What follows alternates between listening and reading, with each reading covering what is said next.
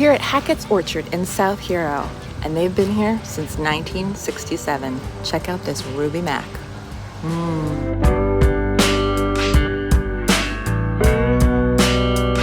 I'm behind the scenes playing in the apple trees.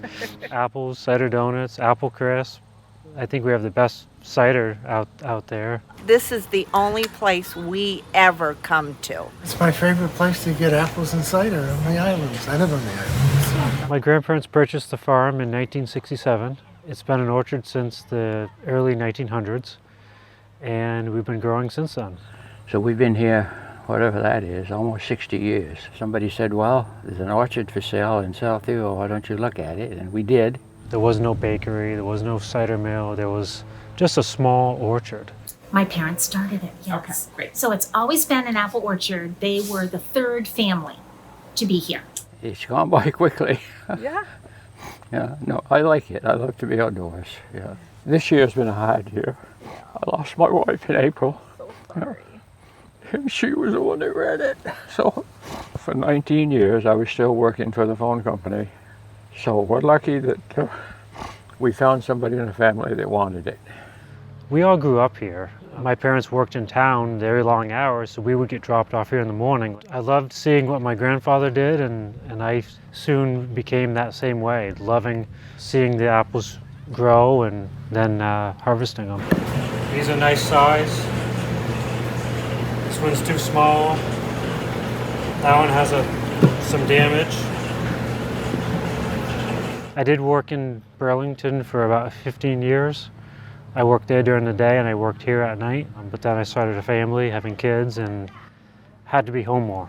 I made the decision to come to the farm full-time.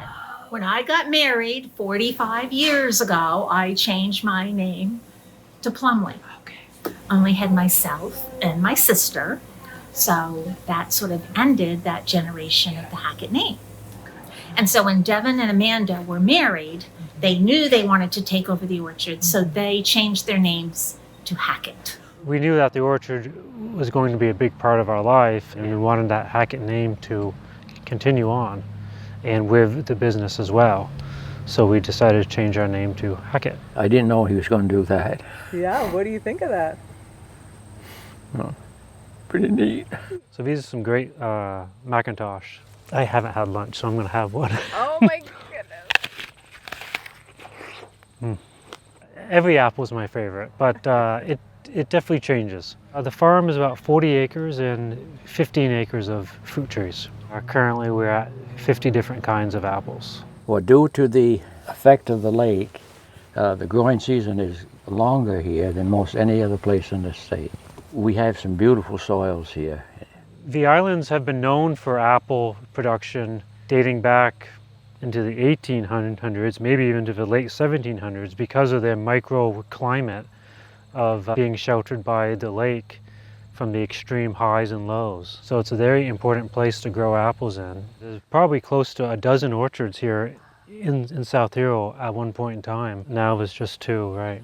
That's the best thing about orchard growing and farming in general, is no day's the same. Which could be good, it could be bad. It's not an easy profession.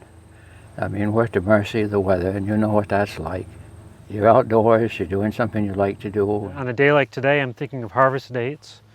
I'm thinking when are we going to pick them, what they're going to be used for.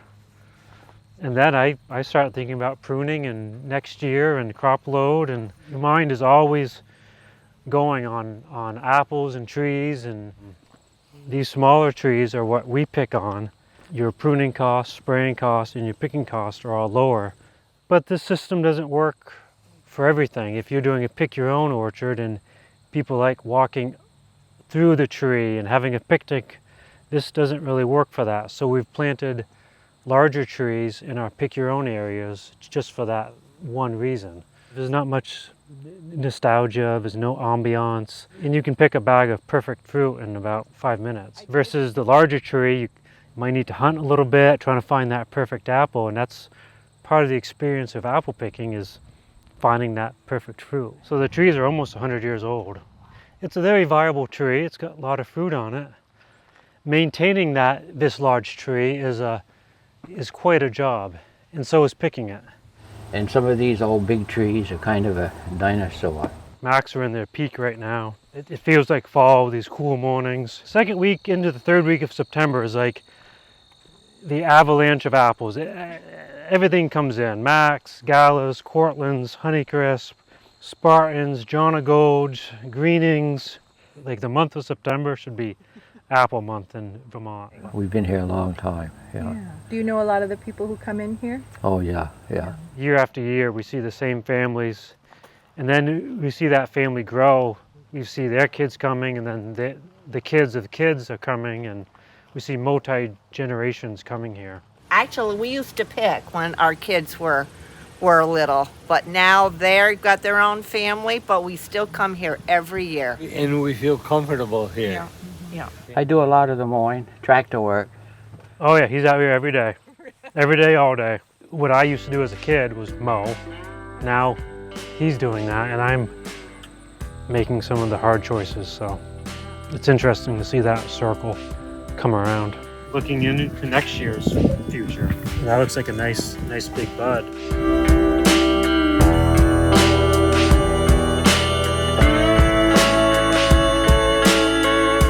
Fall is my favorite season, and this is my first cider donut of the year. We will get stuck in Vermont with you again real soon. And it's still warm. Well, so a lot of people ask me, how many apples does an apple grower eat? We take a lot of nibbles out of apples, a lot of bites. I probably take 3 or 4 bites out of 10 or 12 apples a day, so. And an apple a day keeps the doctor away. So. I hope so, because I haven't seen one in a long time.